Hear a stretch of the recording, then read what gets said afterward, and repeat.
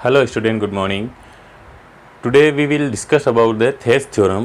Thales theorem को basic proportionality theorem भी बोलते हैं और थेल्स थ्योरम आपके सिमिलरिटी चैप्टर में बहुत मेजर पार्ट है इसका।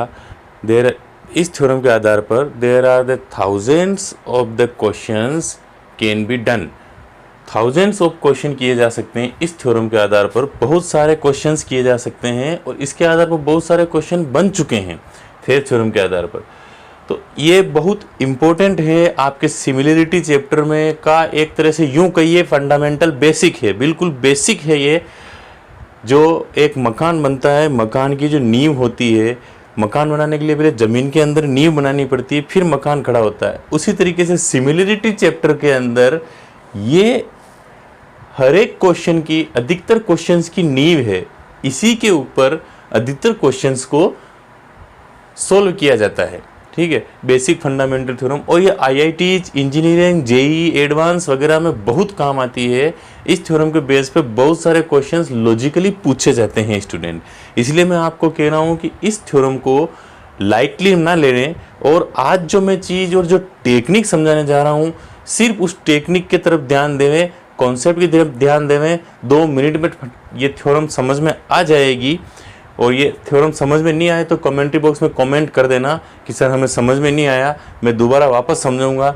लेकिन मेरे को पूरा विश्वास है कि एक बार में ये थ्योरम आपको समझ में आ जाएगी, अगर एक एक बात मेरी ध्यान से सुनी और समझी तो। अब आप ध्यान से देखिए, if a line is drawn parallel to one side of a triangle. If a line, एक लाइन, इज ड्रॉन, खींची गई, parallel to one side of a triangle, triangle के वन साइड के पैरेलल एक लाइन खींची गई। तो सबसे पहली बात तो ट्रायंगल तो इसमें है ही है। तो आप ऐसा कीजिए, सबसे पहले ट्रायंगल बना लीजिए। तो ये आपने बना लिया, मान लीजिए ये ट्रायंगल है आपका।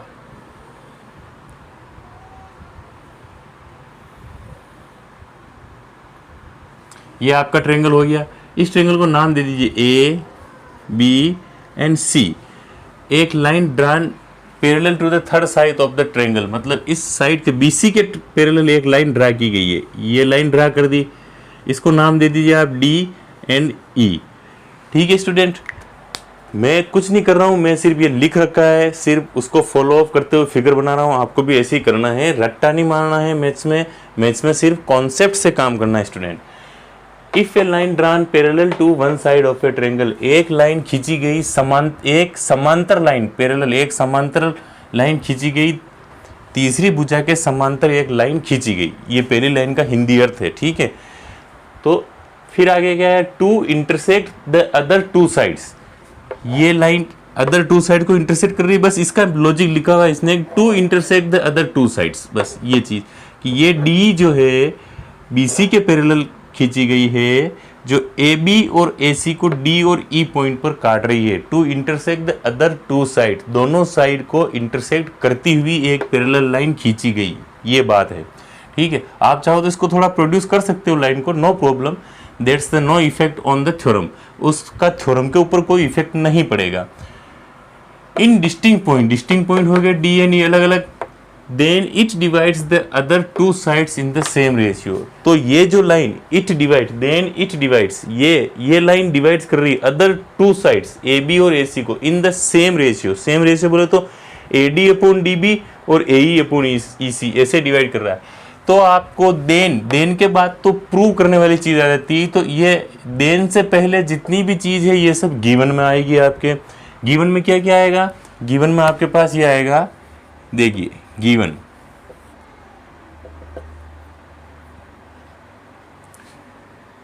में क्या आएगा student, in triangle A B C D E parallel to B C, सिर्फ इतनी सी चीज आ जाएगी। ठीक है, D E parallel to B C, और गिवन में कुछ नहीं है। In triangle A B C D E parallel, इतना ही तो लिख रखा है। If a line it is drawn parallel to one side of a triangle to intersect the other two sides in the distinct point. A B और A C को D और D पे काट रही है, तो बस इतना सा और लिख सकते हो कि D E cuts A B and AC at D and E respectively. ये चीज़ ये आप लिखोगे तो भी चलेगा, नहीं लिखोगे तो भी चलेगा, ये तो मैंने आपको सिर्फ नॉलेज के लिए लिखा है। अब आपके पास आ गया टू प्रूव। टू प्रूव में क्या करना है आपको, A D upon D B. तो A D upon D B is equal to A E upon E C, ये आपको प्रूव करना है। ठीक है स्टूडेंट। कंस्ट्रक्शन में क्या करेंगे आप, कंस्ट्रक्शन में आप सिर्फ और सिर्फ क्या करेंगे student, join D C and B E, join D C and B E. तो डी सी और बी ई को ज्वाइन कर देंगे, ये आपका कंस्ट्रक्शन हो गया।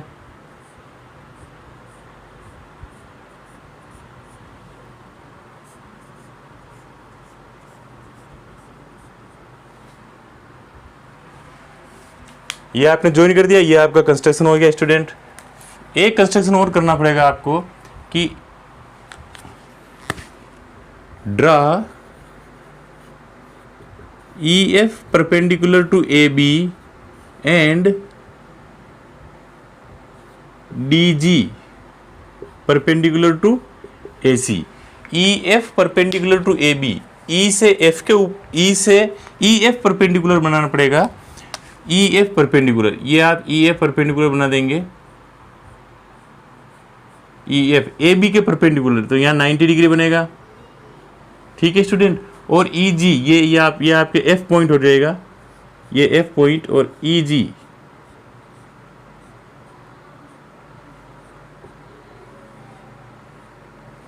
ये आपके जी पॉइंट हो जाएगा। E F perpendicular to A D and D G perpendicular to A C, बस इतना सा करना है। फिर आपके आ जाता है स्टूडेंट प्रूफ। ध्यान से देखना स्टूडेंट, मैं बहुत अच्छी तरीके से समझाने की कोशिश करूंगा, आपको 101% ये चीज़ समझ में आ जाएगी। 3 स्टेप में इसका पूरा प्रूफ है, सिर्फ और सिर्फ 3 स्टेप लगेंगे, 3 से चौथी स्टेप नहीं लगेगी स्टूडेंट। बहुत ध्यान से समझना, ध्यान से देखो। मैं क्या करूँगा, आपको भी एग्जाम में वही करना है। मैं ए बी जो साइड है, ए बी साइड के ऊपर जो भी ट्रेंगल बन रहे हैं उन ट्रेंगल को पहले लूँगा। ए बी साइड के ऊपर जो ट्रेंगल बन रहे हैं, देखिए ए बी साइड के ऊपर कौन कौन से ट्रेंगल बन रहे हैं आपके पास, ये देखिए। ए अपने आपको क्या प्रूव करना है, A D upon D B, A D upon D B. इसीलिए मैं लूँगा ये ट्रेंगल, क्योंकि आपके पास A D upon D B जो लेफ्ट हैंड साइड में है ये आपके पास आ जाना चाहिए। तो मैं इस ए बी साइड के ऊपर जितने भी ट्रेंगल बने हुए हैं 2 ट्रेंगल की वैल्यूज़ लूँगा। तो इन ट्रेंगल ए डी ई लेंगे, ए डी ई में ए डी को बेस मानेंगे तो ई एफ इसका परपेंडिकुलर हो जाएगा। फिर आप क्या करोगे, in triangle D B E triangle लोगे। एक तो ए डी बेस के ऊपर बना हुआ ट्रेंगल, ए डी बेस के ऊपर ए डी ई ट्रेंगल बना हुआ है, और एक डी बी बेस के ऊपर ट्रेंगल बना हुआ है D E B. A D upon D E कब आएगा, जब एक ट्रेंगल का एरिया अपॉन दूसरी ट्रेंगल का एरिया करेंगे। आपको कुछ नहीं करना, सिर्फ इतना सा करना है कि ए बी लाइन पर बने हुए, ए बी लाइन पर 2 ट्रेंगल बन रहे हैं। एक तो ये पूरा ट्रेंगल ये वाला, और एक ये ट्रेंगल डी ई बी या डी बी ई, बस ये डी बी ई या डी ई बी ये ट्रेंगल, और ए डी ई ये ट्रेंगल, ये दोनों ट्रेंगल लेने हैं। इस ट्रेंगल में बेस ए डी हो जाएगा, इस ट्रेंगल में बेस डी बी हो जाएगा। ठीक है स्टूडेंट। तो आप ये लीजिए, क्या करेंगे, इन ट्रेंगल डायरेक्ट लिखिए, इन ट्रेंगल भी नहीं लिखना, area of triangle A D E upon area of triangle D E B is equal to half into base into height, और half into base into height. तो क्या होता है, देखो हाफ से हाफ तो कैंसल आउट हो जाएगा, हाफ इंटू बेस क्या है ए डी ई का, ए डी ई ट्रेंगल का बेस क्या है ए डी, तो ए डी ले लिया इंटू परपेंडिकुलर होगा, परपेंडिकुलर ई एफ होगा तो ई एफ ले लिया। ठीक है स्टूडेंट, फिर आपके पास half into A D half into D B, D B into E F, सिर्फ इतना सा करना है आपके पास। अब आप ध्यान से देखेंगे तो आपके पास ये क्वांटिटी कैंसिल आउट हो गई। ठीक है स्टूडेंट, और ये क्वांटिटी कैंसिल आउट हो गई तो आपके पास क्या बच गया, आपके पास सिर्फ और सिर्फ ये बच गया कि equal to A D upon D B, A D upon D B, equation first. ठीक है, नाउ अब ए सी के ऊपर बने हुए दोनों ट्रायंगल लेंगे। ए सी के ऊपर ए ई बेस पर, आर एच एस में ए ई आना चाहिए ऊपर, ये ध्यान रखना। मैं सिर्फ ये लॉजिक लगाता हूँ हर एक क्वेश्चन में कि क्या मुझे चाहिए, इसको मैं बहुत ध्यान से एग्जामिन करता हूँ। मुझे ये चीज़ चाहिए A D upon D B, A D upon D B मैं कैसे लाऊंगा, A D upon D B लाने के लिए A D upon D B, तो A D upon D B इसी साइड का यूज करूंगा तभी तो मेरे पास आएगा। अब इस साइड के यूज से मैं क्या क्या चीज़ कर सकता हूँ, तो मैंने ऐसे फाइंड आउट किया कि इस साइड का यूज करने से ये बेस किसका है ए डी इस ट्रेंगल का बेस है, इस ट्रेंगल का यूज कर सकता हूँ। डी बी किसका बेस है डी बी, ध्यान से देखा तो डी बी इस ट्रेंगल का बेस है तो मैं इस ट्रेंगल का यूज कर सकता हूँ। बस वो इस किया मैंने, उससे ज़्यादा कुछ नहीं किया। ठीक है स्टूडेंट, अब मेरे को ए ई अपॉन ई सी लाना है। ऊपर ए ई कैसे ला सकता हूँ, ऊपर ए ई इस साइड का यूज करूँगा तभी तो ला सकूँगा, और इस साइड का यूज करूँगा ए ई, तो ए ई बेस हो जाएगा तो डी जी परपेंडिकुलर हो जाएगा। फिर वापस इस ट्रेंगल को लूँगा ई सी आ जाएगा, ईसी आ जाएगा। बस इतना सा लॉजिक और कुछ नहीं है, 101% क्वेश्चन सोल्व हो जाएगा, थ्योरम सोल्व हो जाएगी। तो आपके पास देखो now area of triangle again A D E upon area of triangle D E C equal to half into base into height and half into base into height equal to half into base क्या हो गया आपके पास ए E into height क्या हो गई इस ए D ई triangle की डी जी, बेस ए ई है तो डी जी परपेंडिकुलर हो जाएगा तो D G again half into ये डी ई सी ट्रेंगल का बेस ई सी हो गया, ई सी इंटू इस ट्रेंगल की, ये जो ट्रेंगल है डी ई सी का डी ई सी की परपेंडिकुलर क्या हो जाएगा, परपेंडिकुलर ये होगा स्टूडेंट डी जी, क्योंकि इस ई सी को आगे प्रोड्यूस करेंगे तो ये यहाँ पर परपेंडिकुलर बनेगा, तो इस ट्रेंगल की जो हाइट हो जाएगी डी जी काउंट होगी, इसी कारण से यहाँ पर डी जी पुटअप कर देंगे। अब आप ध्यान से देखोगे स्टूडेंट तो आपके पास क्या फाइंड आउट हो गया, डी जी से डी जी कैंसिल आउट हो गया, हाफ से हाफ कैंसिल आउट हो गया। अब आपके पास फाइनल रिजल्ट क्या निकल गया है, फाइनल रिजल्ट आपके पास आया है student A E upon E C, A E upon E C आ गया स्टूडेंट। क्या चाहिए था आपके पास, A D upon D B चाहिए, A D upon D B चाहिए, ए ई अपॉन ई सी चाहिए, ए ई अपॉन ई सी चाहिए, दोनों चीज़ें आपके पास आ चुकी है। ज़रूरत है आपको सिर्फ और सिर्फ ये आपके पास आर एच एस में आ चुका है, दोनों में इक्वेशन फर्स्ट की आर एच एस और इक्वेशन सेकंड की आर एच एस। अब इक्वेशन फर्स्ट की एल एच एस और इक्वेशन सेकंड की एल एच एस को एग्जामिन करेंगे कि आखिर वो क्या लिख रखा है। तो इसकी एल एच एस क्या है, area of triangle A D upon area of triangle D E B, ठीक है। फिर area of triangle A D upon area of triangle D E C, A D E से ए डी ई तो match खा गया, हटाना इसको है area of triangle D E B और area of triangle D E C. ये चीज़ भी अगर बराबर आ जाए तो आप इसको इक्वल टू लिख सकते हो, क्योंकि आपके पास देखो ए डी ई से ए डी ई तो मिल गया, न्यूमरेटर से न्यूमरेटर तो इक्वल हो गया। अगर डिनोमिनेटर भी किसी तरीके से इक्वल आ जाए तो एल एच एस आपस में बराबर होने पर R H S automatic equal मानी जाती है और आपको this upon this equal to this upon this लिख सकते हो, ठीक है। A D upon D B equal to A E upon E C लिख सकते हो। अगर यहाँ पर डी ई बी की जगह area of triangle D E B आ जाए या यहाँ पर डी ई सी आ जाए और ये डी ई सी ऐसी रह जाए, ठीक है, ठीक है। इन दोनों ट्रायंगल की तरफ मूव करते हैं। ये ट्रायंगल आखिर है क्या, डी ई बी और D E C, D E B और DEC। ध्यान से एग्जामिन कीजिए student. DE parallel to BC है, इन दोनों पैरेलल लाइन के बीच में ये ट्रायंगल बन रहे हैं, ठीक है। और ध्यान से देखेंगे आप तो ये ट्रायंगल देखिए ध्यान से कि DEB और DEC जो ट्रायंगल बन रहे हैं, ये ट्रायंगल आपके DE को अगर इसको यूँ उल्टा करें तो DE कॉमन बेस हो गया इसका, इस ट्रायंगल का कॉमन बेस क्या हो गया DE, और ये DCE, और वापस इस ट्रायंगल का भी बेस DE मानते हैं तो DEB कॉमन बेस हो गया एक तो दोनों ट्रायंगल का। फिर आप क्या देखते हो कि दोनों ट्रायंगल दिस और दिस जो पैरेलल लाइन है DE पैरेलल टू BC, उन दोनों पैरेलल लाइन के बीच में बना हुआ है। ये ट्रायंगल बिल्कुल पैरेलल लाइन को टच कर रहा है और ये ट्रायंगल भी बिल्कुल पैरेलल लाइन को टच कर रहा है ऊपर। 9th क्लास में एक थ्योरम है figures between the parallel lines. 9th class में एक थ्योरम है स्टूडेंट, मैं जो कह रहा हूँ उसको ध्यान से सुनना, figures between the parallel lines.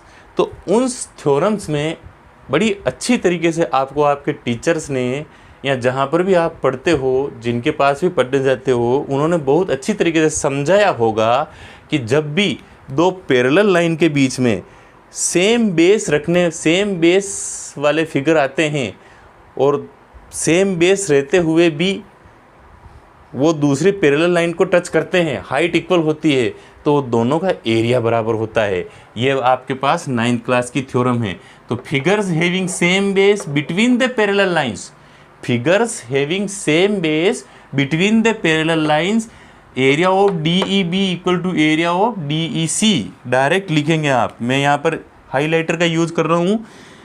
Area of now area of triangle DEB equal to area of triangle DEC। यहाँ पर क्या लिखेंगे आप reason, triangles in same base, triangles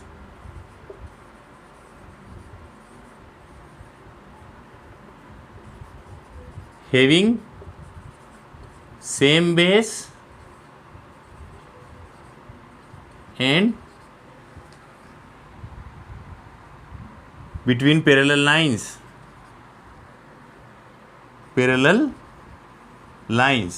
ठीक है। फिर आप यहाँ पर इजी गोइंग लिख सकते हैं, दिस implies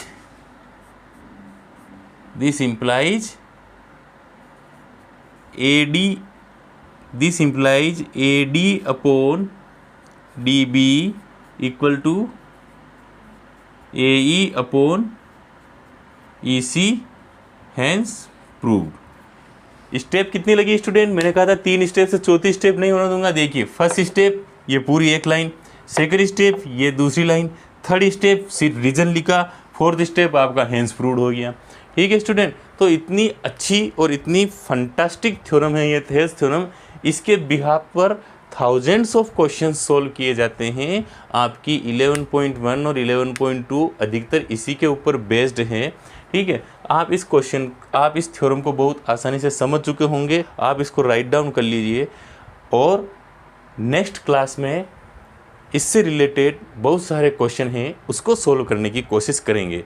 ठीक है स्टूडेंट, तब तक के लिए गुड बाय। और हाँ, अगर अच्छा लगा हो वीडियो तो अपने दोस्तों को, अपने फ्रेंड्स को, जितने भी अपने मिलने वाले हैं, मोबाइल में कॉन्टैक्ट हैं, उन सबको शेयर कीजिए, ज़्यादा से ज़्यादा फैलाइए, ताकि आने वाले जो वीडियोस हैं, अच्छे अच्छे कॉन्सेप्ट्स के थ्योरम के वीडियोस हैं, वो वीडियोस देखकर उनकी मैथ्स पढ़ने में हेल्प हो सके। सिमिलरिटी चैप्टर पूरा थ्योरेटिकल चैप्टर है। मैं क्या कह रहा हूँ स्टूडेंट, जो सिमिलरिटी चैप्टर है वो पूरा थ्योरेटिकल चैप्टर है। इसमें जितनी थ्योरम्स की भरमार है उतनी शायद 10th में किसी चैप्टर में थ्योरम्स की भरमार नहीं होगी। तो इसकी जितनी भी थ्योरम्स है काफ़ी हार्ड हैं, लेकिन अगर ढंग से समझा, अगर ढंग से कॉन्सेप्ट समझाने वाले से समझने की कोशिश की तो 101% थ्योरम समझ में आएगी। और थ्योरम समझ में नहीं आए ऐसा तो हो ही नहीं सकता। इसलिए आप इसको ज़्यादा से ज़्यादा शेयर करें, लाइक बटन पर क्लिक ज़रूर करें, कमेंट्री बॉक्स में कमेंट्स ज़रूर करेगा आपको वीडियो कैसा लगा, कमेंट्स करना बिल्कुल ना भूलें स्टूडेंट, और सब्सक्राइब बटन पर क्लिक ज़रूर करें ताकि आने वाले वीडियोस की प्लेलिस्ट आप तक पहुंच सके, ठीक है। और इस वीडियो के नीचे मैंने डिस्क्रिप्शन में बहुत सारे वीडियोस के लिंक दे रखे हैं जो 10th क्लास के लिए बहुत कॉन्सेप्ट से इम्पोर्टेंट रखते हैं। आपके बहुत सारे कॉन्सेप्ट मैंने सॉल्व कर रखे हैं, जो उस कॉन्सेप्ट्स को अगर आप पढ़ोगे तो आपको चैप्टर काफ़ी इजी लगने लगेगा। इसीलिए डिस्क्रिप्शन में लिंक को क्लिक करके ज़रूर दूसरे वीडियो देखें। तब तक के लिए good bye, see you, best of luck, thank you.